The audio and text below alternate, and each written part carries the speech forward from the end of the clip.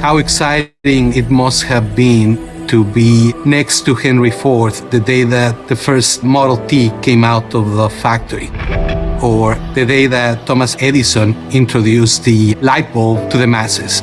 The time that we are living at right now is truly magical. AI, artificial intelligence, can be used to enhance HI, human intelligence, human potential, and human purpose. AI will become great tools so that scientists, artists, musicians, and writers can be even more creative. The computers and robots powered by spatial intelligence will not only be useful tools, but also trusted partners to enhance and augment our productivity and humanity. And that's a future I'm excited about. A future where you can blend reality and imagination with your trusty AI co-pilot. As AI advances, we will see how it will transform nearly every aspect of our lives. The real issue is the pace of change we're seeing. We're not used to it as humans. Humans have been through technology evolutions that usually take decades. And there is also fear, I think, around what the future of this technology will even be. How will that impact our jobs, our work, our ability to interact with one another, our ability to trust content? And the fact that we have such a hard time understanding what's going on with the technology is one of the biggest hurdles we face in figuring out how to govern AI. We have had many technologies in history we did not always understand, and we've accomplished amazing things with that technology. AI should be no different. So here's our choice. We can either be complacent about our future, taking as an oracle of blind faith that any new technology is guaranteed to be beneficial, or we can be ambitious, thinking hard about how to steer our technology. Let's envision a truly inspiring high-tech future. We need to teach AI common sense, norms, and values.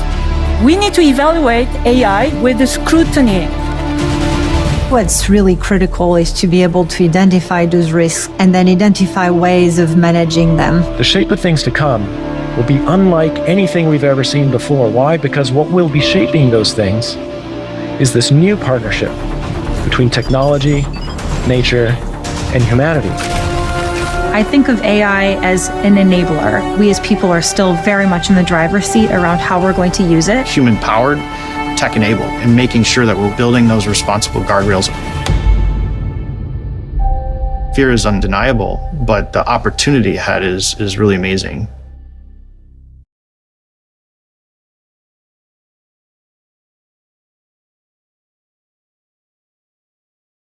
Hier aansit en wakker. Goeiemiddag almal.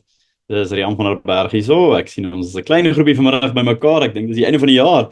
Maar ons het baie ek kan amper sê opwindende en interessante nuus wat ons graag wil deel. So die van julle wat saam met ons is, dis lekker om met kan saam kuier.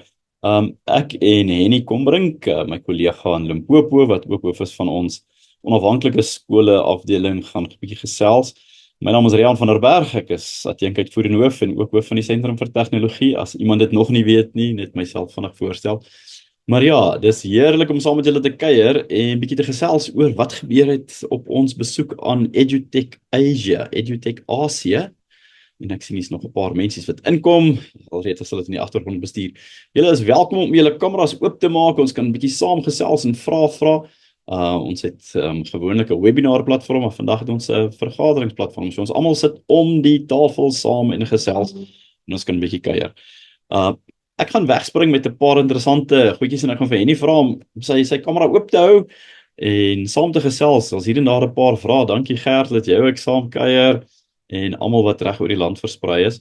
Ons neem hierdie sessie op, so ons kan dit deel met al ons skole op 'n latere stadium, maar ons gesels vandag oor ons besoek aan Singapore 2 weke terug. EduTech Asia is 'n jaarlikse geleentheid van onderwystegnologie verspreiders, sprekers van reg oor die land, reg oor die wêreld. Ek meen dis oorwegend die ooste, maar daar was mense so ver soos Amerika, Australië en ver wyd uitmekaar uit.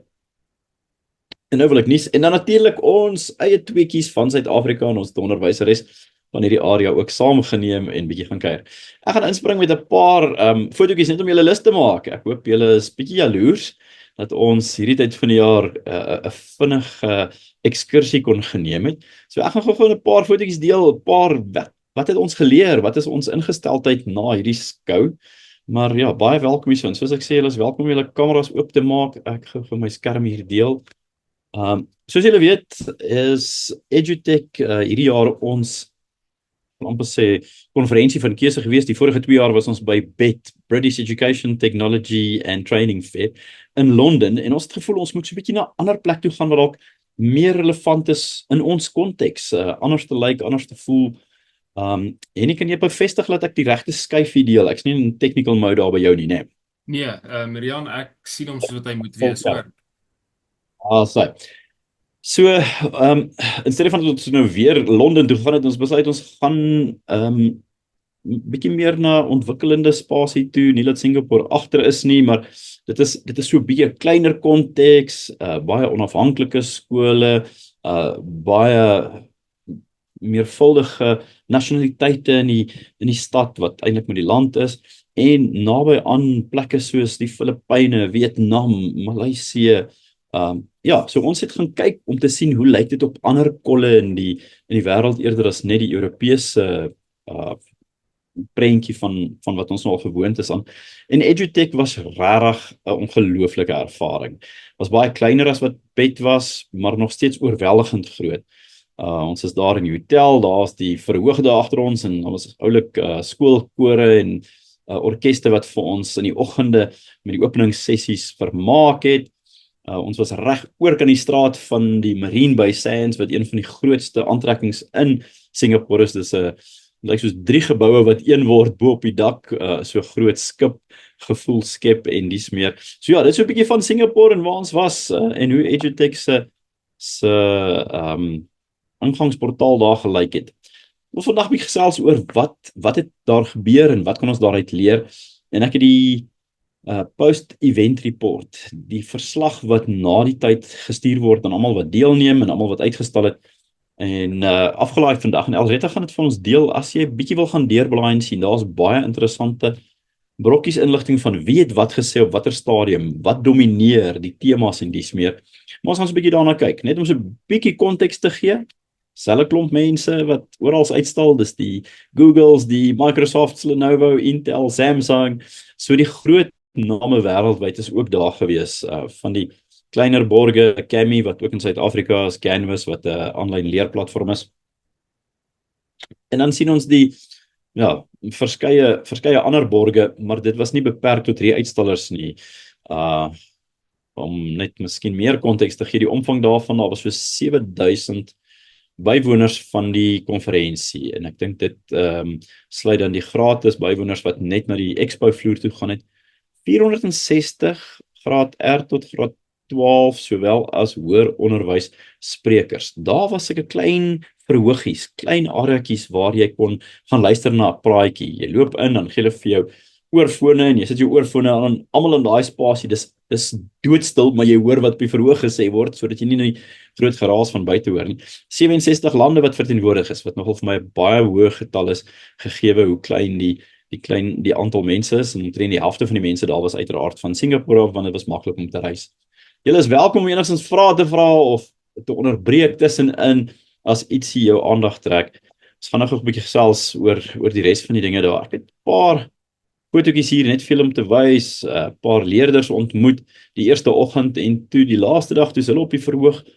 Ek dink hulle was van die Filippyne en hulle het 'n span deelgeneem in 'n Google kompetisie om Google sagteware en gereedskap te gebruik om iets te doen, 'n projek te skep dit gaan maar oor volhoubaarheid, maar om die planeet 'n beter plek te maak. So hulle het 'n projek geskep om vullis te verwyder en te verwerk en dis meer regtig oulik, en dan het hulle geleentheid gehad om voordele gehoor, aanbieding te doen met wat hulle oplossing is, en ja, ons het hulle nogal ondersteun. Ronde tafelgesprekke, daar sit ek in die ronde tafel en ons gesels oor die moeilike vraag van moet selfone in skole verbân word of nie. Dit was nou daai tafel se gesprekspunt, en dit was baie interessant.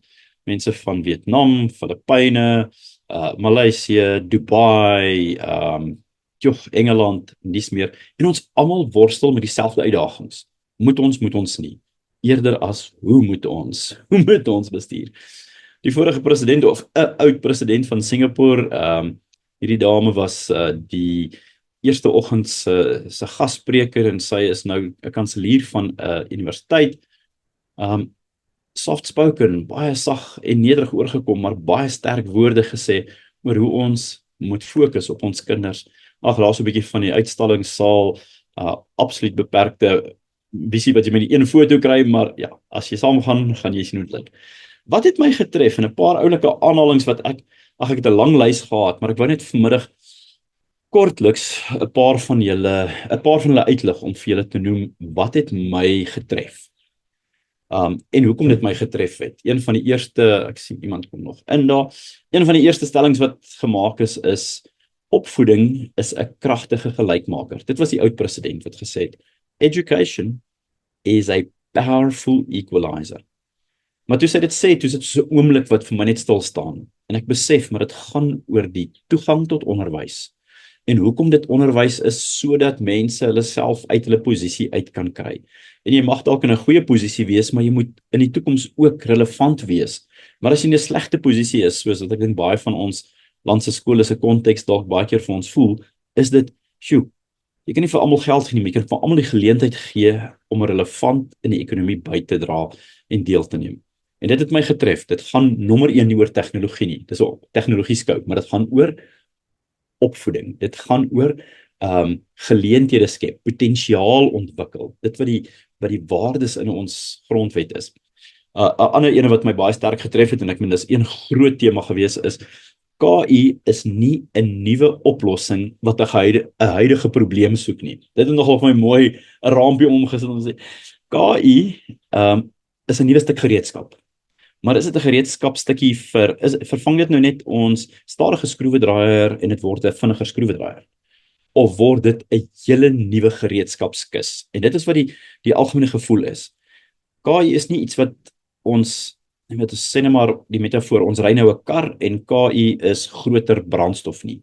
KI vervang eintlik die kar konteks met miskien 'n vliegtuig. Dis daai quantum sprong wat ons moet maak om te sê, KI kan die hele proses, die hele onderwyssiklus nie vervang nie, maar beïnvloed, impak het daarin. En ek dink ons moet daai net in ons oor vasknoop om te sê, maar KI kan positief gebruik word, maar ons moet begin beleid maak. Maar hoe begin ons dit ondersoek? Daar's nie beleid nie, daar's nie departement van onderwys riglyne of gidse of enigiets in daai klas op die oomblik nie. En dan iets wat my sterk getref het, en ek hoop ek praat vandag met 'n klompie leiers, ek glo almal in onderwys is leiers, jy lei jouself, jy lei jou klas, jy lei dalk die span, maar leiers staan tussen hulle mense en sukses. Weereens die oud president van Singapore wat gesê het, ons moet versigtig wees, leiers kan 'n groot invloed hê na die positiewe toe. Maar ons kan ook die hekkie wees, omdat ons vasgevang is in ons eie manier, eie visie, eie planne, kan ons tussen ons mense in sukses staan, en ons moet partykeer dalk so 'n bietjie minder hiërargies wees, minder vasgevang in die struktuur en die bureaukrasie wees. En dit was maar in daai konteks. So ek wil 'n paar hoekstene vasmaak. Nommer 1, dit gaan oor onderwys. Nommer 2, KI het gedomineer. En nommer 3, leiers maak die verskil. Ek gaan 'n paar ander woorde hierso vir julle noem, en ons kan ongelukkig nie die hele skou opsom in 'n paar skyfies nie, en ek wil nog vir Henny 'n paar woorde gee, net vanuit die onafhanklike skole sektor ook, maar iemand het gesê, ons moet eerder tegnologie inweef in die onderwyssiklus, eerder as om te sien dit is 'n program wat ons moet implementeer. En baie keer vra mense, maar doen jou skool al dit? Doen jou skool al dat? Kom ons sê maar robotika. Doen jou skool robotika? Of is robotika net deel van 'n manier wat ons leer? Is die rekenaarlab geïsoleer, of is tegnologie iets wat ons gebruik om baie goed te onderrig en te leer, en digitale burgerskap te leer, en verantwoordelike gebruik van tegnologie te leer? En dit was vir my mooi nou, ons sê al lank in die Sentrum vir Tegnologie, een van ons kernwaardes of ons slagspreuk is, ons moet leer soos ons leef. Dit beteken, dit wat ons leefspasie ervaar en doen en beleef, en dit waarmee ons werk, moet eintlik gespieelbeeld word in ons onderwyssiklus. Anderste is daar 'n groot kloof tussen die wêreld wat ons kinders in wil stuur om in te gaan leef en te gaan werk, en die wêreld waar hulle leer, en om relevant te bly, dink ek moet daar 'n groot brug wees tussen daai twee. So hierdie weeftegnologie in onderwys het vir my baie sin gemaak om te sê, dis nie 'n aparte silo, dis nie iets wat in 'n klas gebeur ver in 'n hoek nie. Die tegnologie persoon by die skool is nie die onderwyser, die jongste onderwyser met die beste iPad of tablet nie. Dis deel van almal se lewens. En ek dink baie van ons skole is daar, maar ek dink daar's nog so 'n bietjie, en ek gaan daaroor praat, selfs in die buiteland, weerstand tot hierdie aanvaarding van dit. 'n Nuwe woord of twee wat ons gehoor het, een van hulle wat vir my lekker uitgestaan het, is technovate. Technofeer, innoveer met tegnologie. Hoe gaan dit nie oor tegnologie nie, maar hoe gaan dit oor innovasie? Hoe word ons slimmer? Hoe word ons beter? Hoe maak ons dit verryk? En hoe kompeteer ons met die aandagdiewe van ons tyd? Hoe kry ons kinders om opgewonde te wees oor inligting, terwyl inligting so vrylik beskikbaar is? So dit was vir my nogal oulik ene.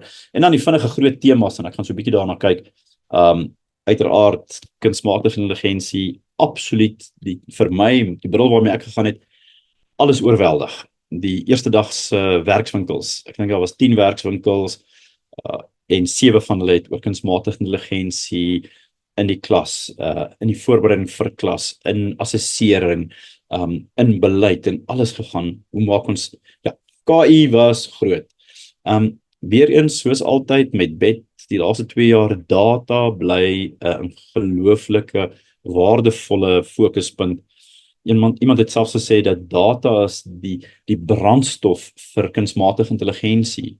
Hoe meer ons data genereer, hoe meer ons data prosesseer en sien wat gebeur, hoe meer intelligent kan ons daai wees om goeie insigte en besluite te kan neem. Alles wat vir ons waardevol is daar. Welstand, ongelooflik, welstand van personeel, welstand van leerders, selfs welstand van die planeet. Daar was 'n groot fokus op welstand wat ek op 'n paar plekke raak gesien het. En dan beleid, die gesprekke waar ek was, die werkswinkels, die kleiner verhoogpraatjies, 'n tekort aan hoe lei ons in hierdie vinnig veranderende ding. Ek het in die begin vir julle 'n videoetjie gespeel, die van julle wat in was, een van die sprekers in daai kort video het gesê, dis nie verandering wat ons plan nie, dis die vinnige pas van verandering, wat maak dat ons amper nie kan byhou nie en meer vreesagtig is.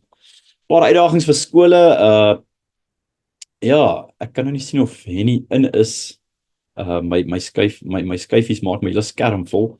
Henny, jy is welkom om iewers in te kom as jy wil byvoeg. Ek weet ons was by hierdie werkswinkeltjie saam, maar die uitdagings wat mense het is misbruik deur leerders van die tegnologie. Dan dink ek hulle praat van Suid-Afrika, want dit is wat ons hoor. Om strategies te wees en strategies te lei, hoe doen ons hierdie sinvolle gebruik? In die sentrum sê ons al vir etlike jare, ons doelwit is om die tegnologie van ons tyd sinvol te integreer vir beter leeruitkomste. Hoe kan ons strategies wees sonder om net te sê ons gebruik vinnig hierdie stuk gereedskap en volgende jaar is daar 'n ander stuk gereedskap. Dit gaan nie oor die interaktiewe witbord of die visualizer of die rekenaar, dit gaan oor wat doen ons daarmee. En dit weer eens, hierdie is internasionale navorsing wat iemand aangebied en sê dit is die algemene goed waaroor skole bekommerd is. Data en privaatheid. Studente weet meer as opvoeders. Ek het reg oor die land dit al so baie gehoor by skole wat hulle sê ons hou van tegnologie, maar ons is bang om blootgestel te word voor die kinders, want as ons sukkel, dan gaan hulle vir ons lag. En ons het die aanname dat hulle dit vinniger, makliker en beter verstaan. Opvoeder kennis en die ontwikkeling daarvan, die professionele ontwikkeling, daar's baie tyd, daar is nie baie tyd in die skool vir onderwysers om nuwe vaardighede te gaan leer nie. Ons is oorwerk. So as ons iets nuuts moet leer, waar kry ons die tyd? Wanneer stop ons met iets om ja te sê vir iets anders te? Aanlyn veiligheid bly 'n nasionale, internasionale en reg oor die wêreld uitdagingkie. Begroting, koste van tegnologie. En die uitdaging is die koste van die fisiese uitleg, maar ook die geleentheidskoste om dit nie te doen nie. Die koste van tegnologie het eintlik in die laaste paar jaar so afgekom en dit bly nog steeds te duur, Want ons ekonomie draai nie vinnig genoeg nie, maar tegnologie is eintlik goedkoper nou as wat dit nog ooit was. En dan die spoed, die pas van verandering. En dit bring my by die volgende vraagie. Verandering of nie verandering nie?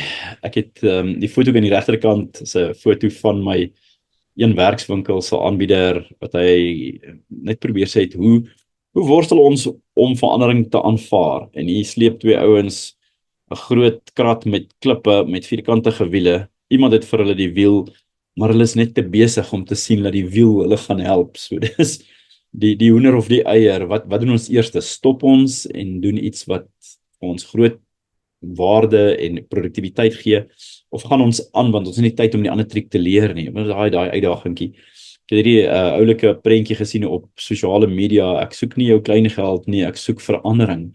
En ek dink dit bly 'n uitdaging as ons dink aan iets soos EduTech en waar die tegnologie spasie is, en selfs die uitdagings van skole. Hoe bly ons relevant? Hoe verander ons sonder om onsself te verloor, ons identiteit te verloor, ons doelwitte te verloor, maar ook nie net die boksiestiek van die verlede om te sê, ons doen baie goed, maar ons is in die verkeerde woud, ons is dalk in die verkeerde jaar. Ons maak ons graad erg groot vir 2040, maar hulle gaan baie relevant wees vir 2020 se werkplek, en ons gaan nou so 'n bietjie daarna kyk. Hierdie het my getref, en ek was nie van plan om hierdie skyfie te wys nie, totdat ek hierdie sessie vinnig met ons personeel aangebied het laasweek, en toe ek hierdie op die skerm sit, toe haal 'n klomp van hulle fone uit en neem hierdie af. En sê, sjoe, ons het nie besef, daar's 'n generasie spasie wat ontstaan, daar's 'n oorstap van ons is die laaste mense wat lewe voor internet verstaan, wat lewe voor slimfone ken, wat kan sosialiseer sonder sosiale media, wat verstaan dat daar 'n voor- en 'n na-tegnologie burgerskap is, wat elke oggend wonder wat ons moet doen eerder as wat het ons gemis. En toe ek hierdie lysie sien, toe besef ek, maar ja, ons gaan moet weet met watse generasie werk ons nou. En een van die dae is die generasie ouers, veral in die laerskool waarmee ons werk, van die mense wat nie meer in ons generasie is, wat weet, hoe was dit voor die ontstaan van die internet en persoonlike rekenaars by die huis en oral oor gekonnekteer wees en slimfoon in almal se hande hê nie. En ek dink daar mag dalk mense in hierdie gesprek wees wat groot geword het in 'n era waar daar internet was. Waar ons nie hierdie toe en nou het nie, dis net die nou. So ja, interessant ene. Om relevant te wees, het iemand, ek dink van Lenovo, uiteraard, die Lenovo slagspreuk is daar, of logo is daar, iemand van Lenovo en Intel het gepraat oor die Wêreldekonomiese Forum se vooruitskatting. Nou, hulle doen elke 2-3 jaar 'n vooruitskatting van wat die belangrike vaardighede is en die tipe werksgeleenthede wat gaan bestaan. Nou, hierdie is baie klein, ek het dit afgeneem, ek het hulle verslag gaan aflaai, en alrede kan dit ook met julle deel, sou julle belangstel. Maar die Wêreldekonomiese Forum gaan kyk na die verandering. Nou, hierdie is alreeds anders as dit wat ek in, ek dink 2021 op my praatjies gedeel het met skole. Skielik is AI en machine learning spesialiste 2 jaar terug het dit nie bestaan nie. Nou is dit die nommer 1 vinnigste groeiende werksgeleentheid. Volhoubaarheidsspesialiste, besigheidsintelligensie, dis dataverwerking en data-aansigte, sekuriteit vir inligting, fintech ingenieurs. Daar's nie 'n dokter, 'n ingenieur of 'n meganiese ingenieur of 'n siviele ingenieur of 'n prokureur op hierdie lys nie. Die vinnigste groeiende werksgeleenthede is daai. En soos julle kan sien op die vorige skyfies, iets soos 69 miljoen werksgeleenthede is geskep in daai 15 velde, maar 83 miljoen werksgeleenthede is, ja, die woord is destroyed, dit staan daar, kom ons sê maar displaced, verander, het weggeval. En dit sluit in die bankteller, die posdiensteklerk, die kassiere, data insleutelklerke, administratiewe, sekretariële werk. Julle kan sien wat dit is, accounting, bookkeeping, ek kom uit die rekenmeester wêreld uit en dit is nogal 'n skok om te besef, maar hierdie werke word so effens genegeer deur die beskikbaarheid van hierdie slim rekenaars wat om ons sit. So interessant enetjie daar. KI het gedomineer. KI het in elke gesprek het dit opgekom van waar staan ons nou? Wat doen Microsoft? Wat doen Google? Wat doen die universiteit? Hoe hanteer hulle plagiaat? Hoe kyk hulle na die produktiwiteit? En hier is 'n paar interessante goed. Wat kan dit vir onderwysers beteken? Wat kan dit vir studente beteken? Wat kan dit selfs vir vir ouers en ja, voogde en dis meer beteken? En wat moet ons doen? Kunsmatige intelligensie, geletterdheid, digitale burgerskap en veiligheid. Ons moet baie sterk werk aan hierdie elemente, want die gevaar van dit wat fop nuus is, wat fop inligting is, wat onwaar is soveel groter nou as ooit van tevore. So ja, KI het gedomineer en die gesprek het maar gegaan oor daar's geen beleid nie, daar's vinnige groei. Jy kan amper nie 'n handleiding skryf nie, want oor 'n week is daar 'n handleiding uit. Die KI word nie lineêr beter nie, hy word eksponensieel beter. Maar selfs met die lineêre verbetering verander hy te vinnig vir ons om by te bly. So daar's 'n klompie goed. En dan is die uiteinde van die gesprek oor KI sekere ene van nie hoe en waar dis nie of ons dit gaan gebruik nie, dis hoe en waar ons daarvoor moet regmaak en moet wal gooi en moet voorberei en onsself moet die vaardighede leer. Paar interessante skyfies wat ek altyd deel, hier is 30 sekondes gesprekkie terwyl ons by die skou is. Ons het nie so toe gevlieg net vir so 30 sekondes nie, maar daar was 'n klomp van hulle bymekaar gesit en hierdie was 'n interessante een wat ek dink iemand van Google met ons gedeel het om te sê hoe lank het dit gevat vir die nuwe ontwikkeling om by 50 miljoen gebruikers uit te kom. En hier kan julle sien, vliegtye het 68 jaar geneem.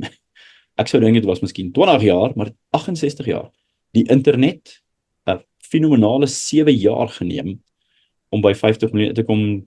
Facebook het nie sleg gedoen nie, 3 jaar. En generative AI, die ChatGPT en sy tipe van eweknie, 5 weke. Ek dink hy was binne 'n maand was ChatGPT by 100 miljoen gebruikers. So hy het nie net die 5 weke geslaan en gaan stagneer by 50 miljoen. So dit sê vir ons daar's iets aan die gebeur en ons moet voorberei daarvoor. Een van die professors wat praat het gesê die paradoks tussen tegnologie en onderwys. En hoe meer ons op die belangrikheid van tegnologie fokus, hoe meer moet ons die belangrikheid van die mens onderwyser uitlig. Ons moet dit onderstreep. En dit was my goeie ding, dit gaan oor onderwys, nie oor die tegnologie nie, dit gaan oor die onderwyser. Oral vra mense, gaan tegnologie onderwysers vervang? Ek sê baie vinnig nee, dan sou die geweer die polisie vervang het en dit het nie. Maar 'n onderwyser wat tegnologie slim gebruik en relevant gebruik, gaan dalk meer en beter wees in die werksoekingsfase as iemand wat dit nie doen nie. So teachers who use technology might oust those who do not use technology. Hulle mag dalk gebruik word. 'n Paar ander anecdotal goedjies. Hierdie was 'n pyppraatjie en ek gaan probeer kyk om hierdie dokter Pakti van die universiteit in Singapore te kry om vir ons te kom 'n bietjie gesels oor sy denke rondom as kunsmatige intelligensie kunsmatig is. Wat is dan werklike intelligensie? Is ons intelligensie werklik? Hoe werk werklik en kunsmatig? En is dit nie alles 'n stuk werklike intelligensie nie? Geleenthede van KI, soos julle kan sien, ons gaan nog 'n bietjie meer oor skryf. Daar sal ons 'n paar onderwysers deel maak van 'n paneel om te praat oor die terugvoer van hierdie geleentheid. So waar kan ons dit gebruik om grafieke te maak, om handleidings te skryf? Daar was 'n paar stalletjies waar jy met hoë spoed nou vinnig kan leermateriaal skep en ontwerp. Die versnelde outomatisering van bedrywighede, persoonlike en in diepte leer, kletsbots, baie data wat ons kan genereer en hoe om die data te verwerk, groot taalmodelle, daar's al die moontlike gebruike in onderwys en baie as dit van KI.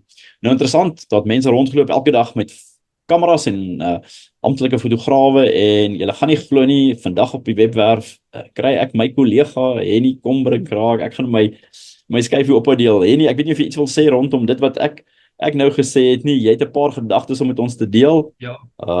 Waar is ek? Dankie vir die voorstelling ook.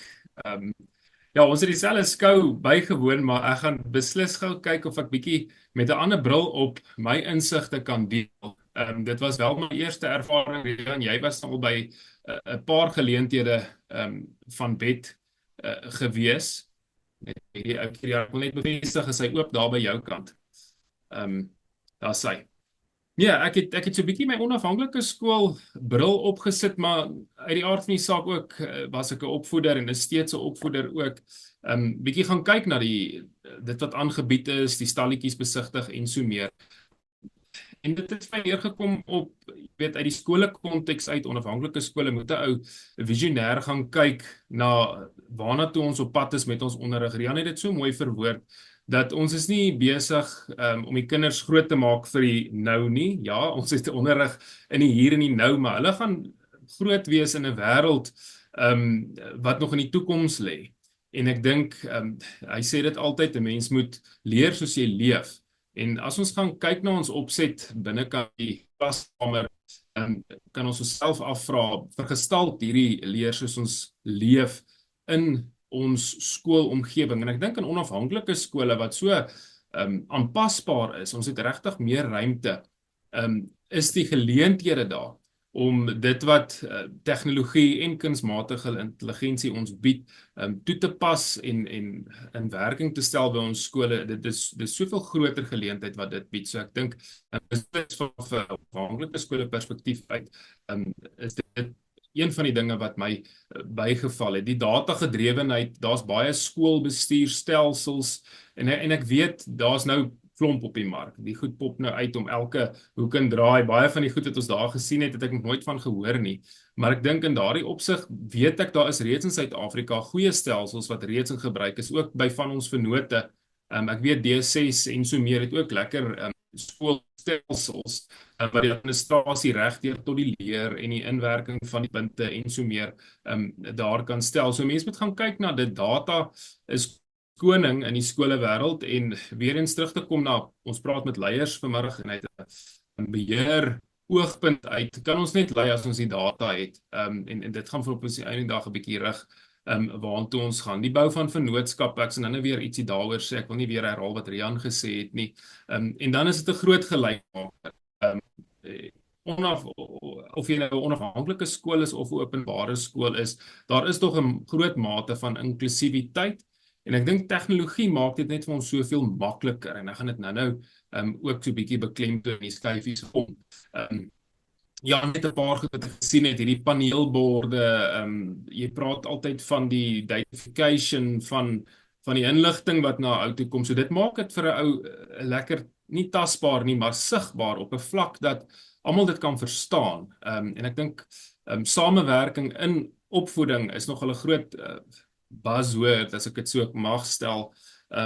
Hierdie paneelborde en die beskikbaarstelling van data maak dit vir ons ook baie makliker. So nie net kunsmatige intelligensie nie, maar die tegnologie wat reeds beskikbaar is, dink ek is vir ons nogal 'n baie belangrike aspek in onderwys, wat 'n ou nie moet nalat nie.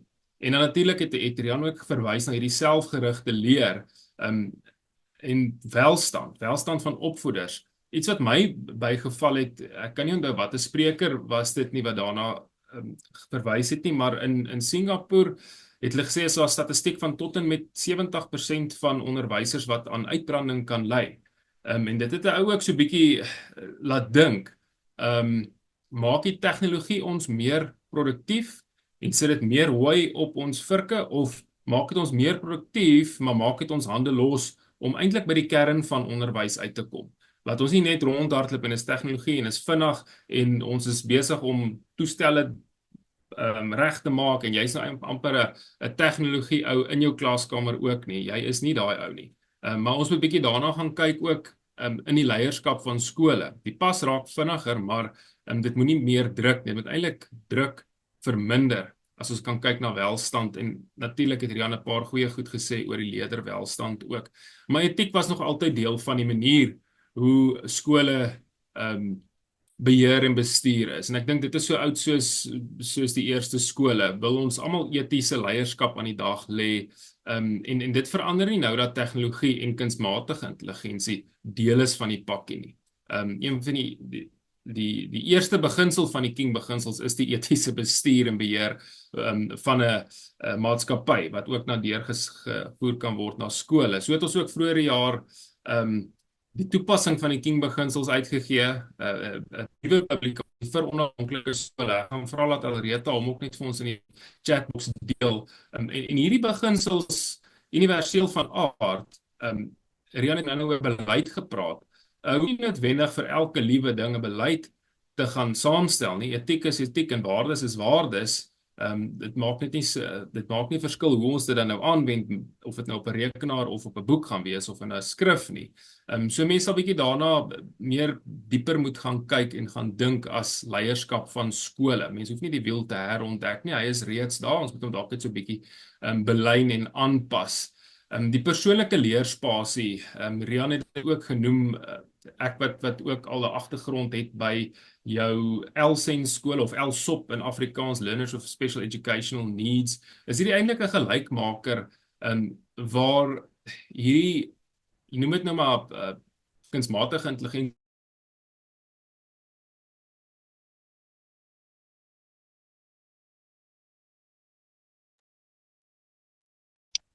Nee, ek hoor jou nie meer nie. Alreta, hoor jy nog? Nee, Rian, dit lyk of hy gevries het.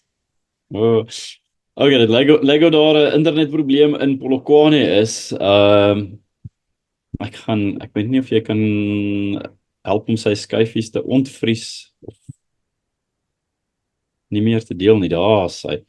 Hy gaan seker binnekort inkom. Ek weet nie wat die probleem daar is nie. Miskien 'n bietjie weersomstandighede of ek hoop nie meer beerdkrag is deel van ons wêreld.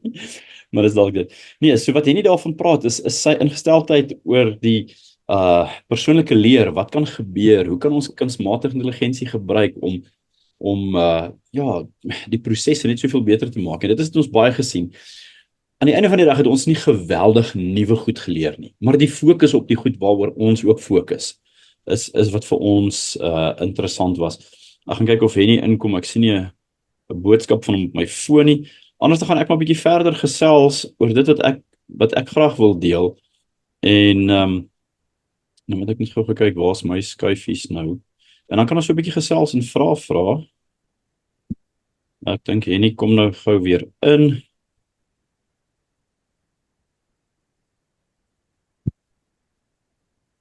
Henny, is jy daar?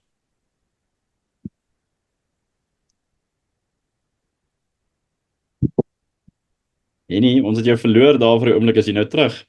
Rian, ek vra groot op verskoning, ek weet nie wat het gebeur nie, maar hy het my so vir 'n wyle afgegooi daar.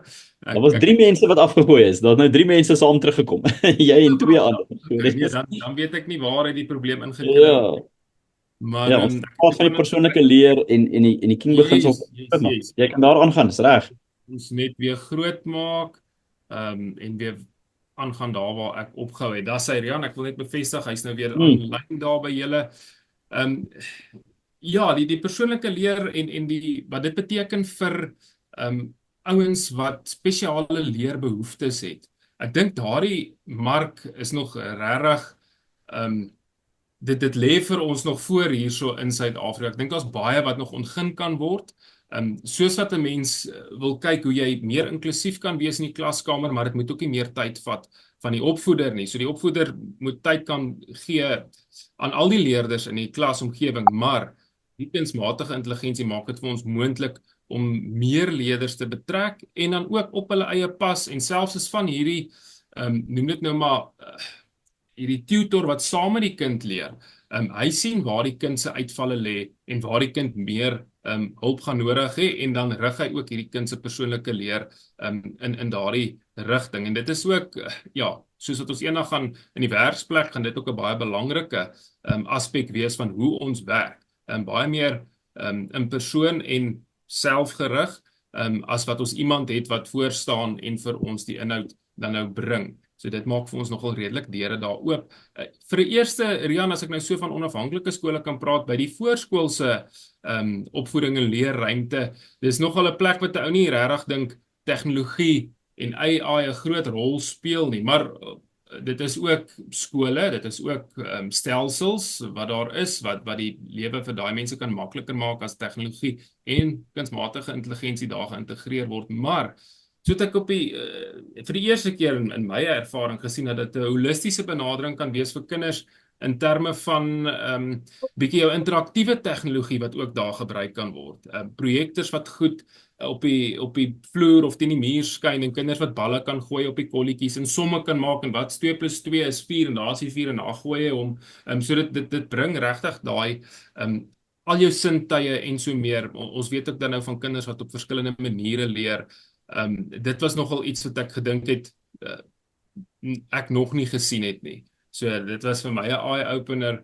En dan natuurlik die laaste ding is die potensiaal wat ons gesien het. Ons het gesien binne die kontekste van die LSEN skole. Kommunikasie-instrumente vir skole. Dit is reeds in ons land. Daar's reeds verskaffers hiervan. Ek dink dit maak die lewe vir ons baie makliker. Strategiese beplanning, as ons nou uit 'n bestuursoogpunt kyk, die data wat die stelsel vir ons gaan gee, maak dit net soveel makliker om te sê, maar dit wat ons gedoen het dit gewerk, is die proof en die data, en waartoe gaan ons met dit?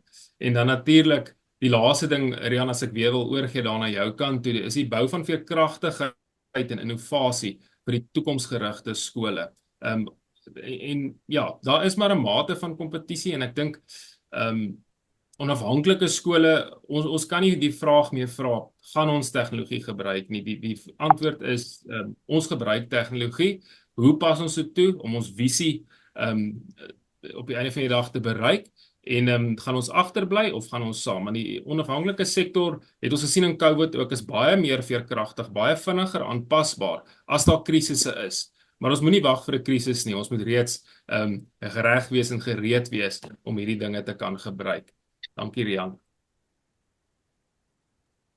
Ja, dankie Jenny vir die saamgesels, en ek dink baie van die besprekingspunte, die bril waarmee ons na die ding gekyk het, oorvleuel vir het sy 'n onafhanklike skool of 'n openbare skool of vir 'n voorskoolse sentrum, want dit het eintlik te doen met die hele gemeenskap. Dit wat tegnologie beïnvloed, infiltreer ons kinders in die kar op pad skool toe, pouse in hulle sak, na ure met speletjies en sosiale media, kunsmatige intelligensie wat oral hulle werksgeleenthede en hulle toekomstige werksgeleenthede beïnvloed, die onderwysers se lewe affekteer.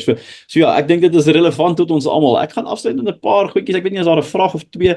Almal is welkom hulle skerms oop te maak met dalk saam te gesels.